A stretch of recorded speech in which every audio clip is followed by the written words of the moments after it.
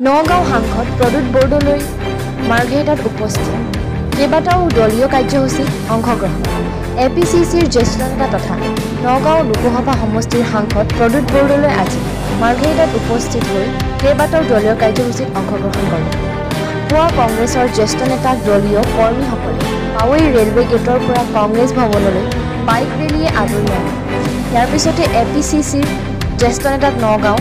লোকসভা সাংসদ প্ৰদ্যুৎ বৰদলৈ মাৰ্ঘেৰিটা কংগ্ৰেছ ভৱনত অনুষ্ঠিত হোৱা এখন দলীয় সভাও PLA প্ৰশিক্ষণ শিবিৰত অংশগ্ৰহণ কৰে উক্ত সভাতে মাৰ্ঘেৰিটাৰ বিভিন্ন প্ৰান্তত প্ৰায় ৩ শতাধিক লোকে প্ৰদ্যুৎ বৰদলৈৰ উপস্থিতিত কংগ্ৰেছ দলত আনুষ্ঠানিকভাৱে যোগদান কৰে মাৰ্ঘেৰিটাত উপস্থিত হৈ জ্যেষ্ঠ কংগ্ৰেছ নেতাজনে বিজেপি দল আৰু চৰকাৰক তীব্ৰ ভাষাৰে সমালোচনা কৰে ব্যুৰো ৰিপৰ্ট টাইম 60 অসম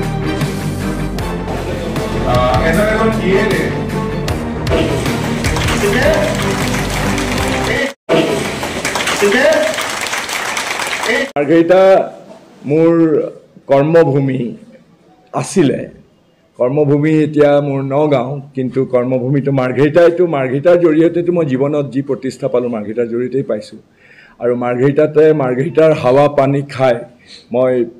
লালিত পালিত হৈ মাৰ্ঘেৰিটাকে প্ৰতিনিধিত্ব কৰিছিলোঁ গতিকে মাৰ্ঘেৰিটাটো মোৰ সদায় মানে মাৰ্ঘেৰিটালৈ নহাৰ প্ৰশ্ন উঠিব নোৱাৰে আৰু মাৰ্ঘেৰিটাখনতে আমাৰ ঘৰ পৈতৃক ঘৰটো মাৰ্ঘেৰিটাতে গতিকে সেইকাৰণে মাৰ্ঘেৰিটাত আহিবলৈ পালে মইতো সঁচাকৈ সদায় পৰিয়ালৰ মানুহখিনিক যেনেকৈ বহুত দিনৰ মূৰত লগ পোৱা যায় আজি খুব আৱেগিক চবেই হেৰি হৈছে চবৰে মাত ঠুকাঠুকি হৈছে মই বহুত দিনৰ মূৰত নিজৰ মানুহখিনিক যেতিয়া লগ পাইছোঁ আমাৰ পৰিয়ালৰ কংগ্ৰেছ পৰিয়ালৰ কথা কৈছোঁ গতিকে এইটো এটা বৰ আৱেগিক এটা পৰিৱেশ আৰু গতিকে মাৰ্ঘেৰিটা আহি পেলাই মই বেয়া পোৱাৰ প্ৰশ্ন উঠিব নোৱাৰে ৰাইজৰ দলৰ লগত আমাৰ কোনো মিত্ৰতাৰ কথা অহা নাই কিন্তু আমি বিচাৰিছোঁ যে যাতে আমি একত্ৰিতভাৱে যিখিনি বিৰোধী পক্ষ আছে অকল ৰাইজৰ দলেই নহয় আমাৰ বাকীবিলাক যিবিলাক ৰাজনৈতিক দল আছে যেনে অসম জাতীয় পৰিষদ আছে বা বেলেগ যিবিলাক দল আছে যি বিজেপিৰ বিৰুদ্ধে ৰাজনীতি কৰে যি বিজেপিৰ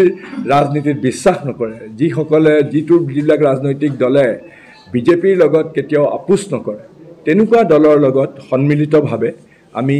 এক ঐক্যমঞ্চ কৰি পেলাই আমি আমাৰ কংগ্ৰেছৰ যি পলিটিকেল এফেয়াৰ্ছ কমিটি আছে তাত আমি সিদ্ধান্ত লৈ থৈছোঁ গতিকে আলাপ আলোচনা অৱশ্যে পূৰ্ণ পৰ্যায়ত চলা নাই কিন্তু আমি বিচাৰোঁ যে আমি নিৰ্বাচনত একত্ৰিতভাৱে আমি বিজেপিৰ সন্মুখীন হ'ব পাৰোঁ নাই মুঠেই নাই মাৰ্ঘেৰিটা নালাগে অইন কোনো সমষ্টিতে কংগ্ৰেছৰ এটা প্ৰক্ৰিয়া আছে কংগ্ৰেছ দলে নিৰ্ধাৰণ কৰিব কোন প্ৰাৰ্থী হ'ব আৰু প্ৰাৰ্থীটো বহুত ওলাব এতিয়া ইতিমধ্যে চাৰিওফালৰ পৰা কংগ্ৰেছ দলত যোগদান কৰাৰ উজান বহিছে আজিয়ে আমাৰ 300 লোকে যোগদান কৰিছে এইবিলাক চব বিজেপিৰ কৰ্মী বিজেপি আৰু অগপৰ গতিকে এনেধৰণে চবতে গোটেই অসমতে যোৱাকালি আমাৰ আপোনালোকে গম পাইছে চাগে ডিব্ৰুগড়ৰ চাউলখোৱাত যিটো সাধাৰণতে বিজেপি দলে কয় যে কংগ্ৰেছ দলৰ প্ৰভাৱ অকল নামনি অসমতেহে আছে মুছলিম অধ্যুষিত এলেকাতে আছে যোৱাকালি তেওঁলোকে কেলে চকু মেলি নাচায় প্ৰায় 15-20 হাজাৰ মানুহ তাত সমাবেশ আমি কোনো গাড়ী দিয়া নাই নিজে আহিছে নিজে অলপ উঠাই মেলি নিজে যোগাৰ কৰি আহিছে এইবিলাক চব আমাৰ ইয়াৰ মানুহ ডিব্ৰুগড় তিনিচুকীয়াৰ মানুহ গতিকে মানুহে বুজি উঠিছে যে বিজেপি শাসন চলে গেং অফ 4ৰ শাসন এতিয়া 4জন ব্যক্তি এনেই নামত বিজেপি মন্ত্ৰীসভা আছে 4জন ব্যক্তি এই 4জন ব্যক্তিয়ে চিণ্ডিকেট কৰে 4জন ব্যক্তিকে এটা সমান্তৰাল অৰ্থ ব্যৱস্থা তৈয়াৰ কৰি তেওঁলোকৰ পৰিয়ালক ধনী কৰিছে কিন্তু এখন ধোঁৱাৰ বেৰ সৃষ্টি কৰি পেলাই হিন্দু মুছলমান কেতিয়াবা উচ্ছেদিত লগক লৈ ৰাজনৈতিক আহিৰাজে ব্যৱহাৰ কৰিব খোজে গতিকে এইবিলাক মানুহে বুজি পাইছে নহয় মানে মই নিজেও আছিলোঁ মইতো পাৰ্লিমেণ্টত আছোঁ এইটোতো একদম স্পষ্ট প্ৰমাণ হৈ গৈছে এতিয়া আটাইতকৈ দুখৰ কথা হ'ল যে আমাৰ দেশত সাংবিধানিক যিবিলাক অনুষ্ঠান আছে চেক এণ্ড বেলেঞ্চেছ তাৰমানে আজি কাৰ্যবাহীয়ে বিধায়নী এটা আমাৰ গণতন্ত্ৰৰ যিখন টেবুল 4টা খুঁটা আছে এটা খুঁটা হ'ল বিধায়নী যেনে মই MP আমি আইন প্ৰণয়ন কৰোঁ বিধানসভাত MLA সকলে আইন প্ৰণয়ন কৰে আৰু বিধানসভা বা পাৰ্লিয়ামেণ্টত যাৰ সংখ্যাধিক্য আছে তেওঁলোকে এক্সিকিউটিভ, তেওঁলোকে চৰকাৰ গঠন কৰে। গতিকে প্ৰথম দুটা খুঁটাটো বিধায়িনী আৰু কাৰ্যবাহী, তৃতীয় খুঁটাটো হ'ল ন্যায়পালিকা। ন্যায়পালিকা যেতিয়া এই কাৰ্যবাহীয়ে যেতিয়া সাধাৰণ মানুহৰ অধিকাৰ খৰ্ব কৰে, সাধাৰণ মানুহে অন্যায়ৰ বিৰুদ্ধে ন্যায় বিচাৰি ন্যায়পালিকাৰ ওচৰত যায়। কিন্তু বিজেপিয়ে প্ৰণালীগতভাৱে ন্যায়পালিকাক দুৰ্বল কৰিবৰ বাবে পিছ দুৱাৰেদি সিন্ধি খানি RSSৰ বহুত মানুহক এতিয়া জাজ কৰি পেলালে। নৰেন্দ্ৰ মোদী আৰু অমিত শ্বাহে মিলি পেলাই বহুতো RSSৰ মানুহক বাছি বাছি এতিয়া মানে কলুষিত কৰি দুৰ্নীতিগ্ৰস্ত কৰি ন্যায়পালিকাকো তেওঁলোকে কণ্ট্ৰল কৰিব খুজিছে। ঠিক তেনেকৈ আপোনাৰ মিডিয়াটো চবেই জানে। আজি গোটেই দেশৰ আম্বানী আৰু আদানীয়ে মিলি পেলাই প্ৰায় 24টা মিডিয়া, ডাঙৰ ডাঙৰ টিভি চেনেলৰ নাম কওক আপুনি, কোনটো হয় আদানীয়ে কৰে, নহ'লে আম্বানীয়ে কণ্ট্ৰল কৰে, নহ'লে অৰ্ণৱ গোস্বামী জাতীয় টমটম যিটো আছে মোদী আৰু তেওঁলোকৰ হৈ কৰে। মিডিয়াৰটো নিৰপেক্ষতা নাই। আমাৰ অসমত ভাল, অসমত এতিয়াও নিৰপেক্ষতা কিছুমানৰ আছে, কিন্তু নিউজ লাইফৰ দৰে সেইবিলাক তেনেকুৱাই ৰজাপক্ষীয়া। তেওঁলোকে কেতিয়াও সাধাৰণ মানুহৰ দুৰ্দশা, যে এই যে হিমন্ত বিশ্ব শৰ্মাৰ পৰিয়ালে যে খোপে চাৰিওফালে মাটি কিনিছে, মিডিয়াতটো কেতিয়াও নোলায়। কেলৈ নোলায়? কেনেকৈ পীযুষ হাজৰিকাই ফোন দাঙি পেলাই খবৰ কাগজৰ মালিকক ধমকি দিব পাৰে যে এইটো প্ৰকাশ নকৰিব, এইটো প্ৰকাশ কৰিলে আপোনাৰ কাগজৰ পৰা আপোনালোকৰ আমি চব কাটি দিম। আপোনালোকে তৃণমূল পৰ্যায়ত আপোনালোকক মই ধন্যবাদ জনাওঁ, আপোনালোকে কষ্ট কৰি পেলাই পঠিয়ায়। কিন্তু আপোনালোকে কষ্ট কৰি পঠিওৱা যদি কেনেবাকৈ চৰকাৰৰ বিপক্ষে যায় বুলি ভাবে, সেইটোতো কেতিয়াও নাযায়। আপুনি নিজেই জানে, নিজৰ বুকুত আপুনি হাত দি পেলাই সুধি লওক। যিটো চৰকাৰৰ পক্ষক সমালোচনা কৰা কিবা এটা থাকে, কেতিয়াও না খবৰ কাগজত ওলায় না টিভি চেনেল ওলায়। সেইটোৱেইটো দুৰ্ভাগ্য। গতিকে আমাৰ যিবিলাক সাংবিধানিক অনুষ্ঠান আছে, এতিয়া নিৰ্বাচন 5 বছৰৰ মূৰে মূৰে সংবিধানে উপায় দিছে যে নিৰপেক্ষভাৱে নিৰ্বাচন আয়োগে পৰিচালনা কৰিব। তাত নিৰ্বাচনততো বিজেপিও থাকিব, AGPও থাকিব, কংগ্ৰেছো থাকিব, CPM থাকিব, চব থাকিব। নিৰ্বাচন নিৰপেক্ষভাৱে পৰিচালনা কৰিবৰ কাৰণে নিৰ্বাচন আয়োগ আছে। 3জন তাত বিধান আছে আগতে, যে 3জন, এজন চিফ ইলেকশ্যন কমিশ্যনাৰ, এজন ইলেকশ্যন কমিশ্যনাৰ, এজন ইলেকশ্যন, এইবিলাকক বাচিব সৰ্বোচ্চ শেষত গৈ পেলাই কমিটিত প্ৰধানমন্ত্ৰী থাকিব, সুপ্ৰিম কোৰ্টৰ চিফ জাষ্টিছজন থাকিব আৰু লোকসভাৰ যিজন বিৰোধী দলপতি থাকিব। সেইটোতো আইন। কিন্তু বিজেপিয়ে নিজৰ সংখ্যাধিক্যৰ বলত কি কৰিলে, সুপ্ৰিম কোৰ্টৰ চিফ জাষ্টিছজনক পঠিয়াই দিলে, নালাগে বোলে তুমি। মোদীয়ে লগত ল'লে অমিত শ্বাহ, তেওঁৰ সমস্ত কুকীৰ্তিৰ যিজনী সংগ, চব বেয়া কামবিলাক যিমানবিলাক কৰি আছে সেই গুজৰাটৰ পৰাই, সেই 2জন মিলি, এফালে 2জন, এফালে আমাৰ ৰাহুল গান্ধী। গতিকে জ্ঞানেশ কুমাৰক লৈ আহিলে মোদী আৰু অমিত শ্বাহে। জ্ঞানেশ কুমাৰে আহিয়ে ভোট চুৰ কৰিবলৈ লাগি গ'ল, সেইটোতো ৰাহুল গান্ধীয়ে প্ৰমাণ কৰি দিলে। গতিকে এইটো এটা আন্দোলন। আজি বিহাৰত মই আপোনাক কওঁ, শুনক, আপোনালোকে খবৰ কৰক, আজি 1 ছেপ্টেম্বৰ বিহাৰত আজি যিটো সমাৱেশ হৈছে, চাওকগৈ আপোনালোকে। মোক মই মিটিঙত থাকোঁতে মোলৈ মেছেজ পঠিয়াইছে, প্ৰায় 10 লাখ মানুহ গোট খাইছে। কিহৰ কাৰণে গোট খাইছে?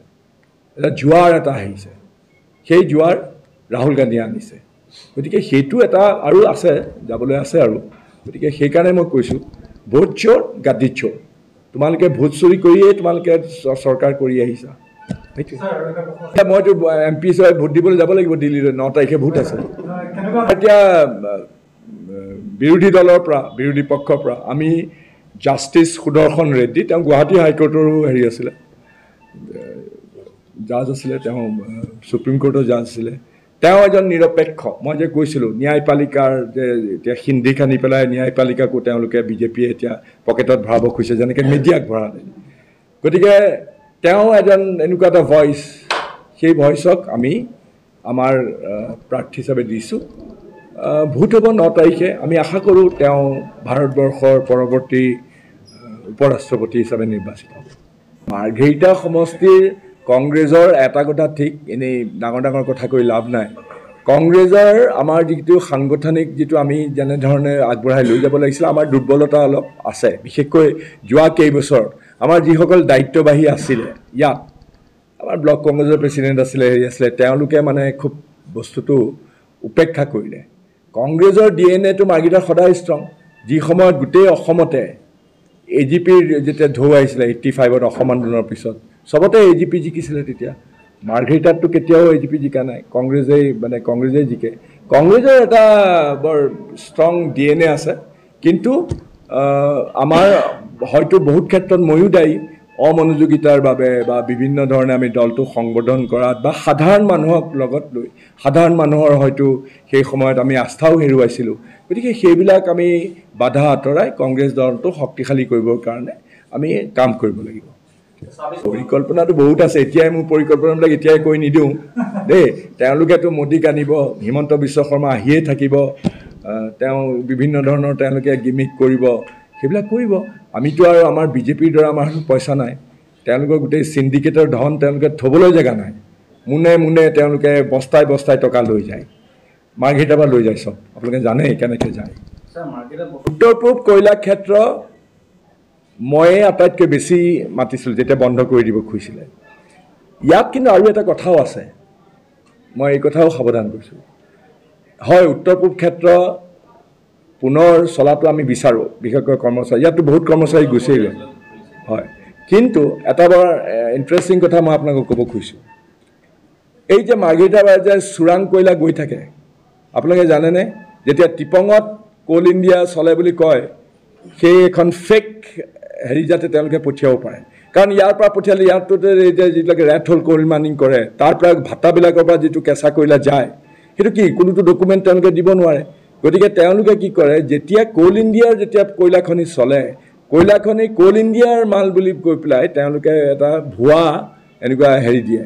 সেইটো আকৌ এই হেৰিবিলাকৰ কাৰণে সুবিধাই হয় কোল ইণ্ডিয়া চলি থাকিলে কোল ইণ্ডিয়া চলি নাথাকিলে তেওঁলোকৰ হাহাকাৰ হয় কাৰণ তেওঁলোকে এতিয়া কিমান আৰু ভুৱা এনেকৈ কম্পিউটাৰত বনাই ভুৱা হেৰি কৰিব গতিকে কোল ইণ্ডিয়া চলাটো তেওঁলোকৰ কাৰণে সেইকাৰণে তেওঁলোকে উঠি পৰি লাগিছে ময়ো লাগিছোঁ কাৰণ এইটো অসমৰ মাৰ্ঘেৰিটাৰ স্বাৰ্থত কাৰণ ৰিয়েল ৰেভিনিউটো কোল ইণ্ডিয়াহে আনে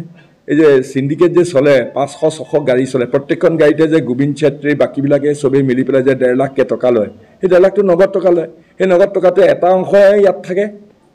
আপোনালোকে ভাত দিছে না মই নাজানো কিন্তু এইটোতো গুৱাহাটীলৈ যায় গোটেইখিনি পীযুষ হাজৰিকাই কালেক্ট কৰে এইবিলাক চবেই জানে আপোনালোকে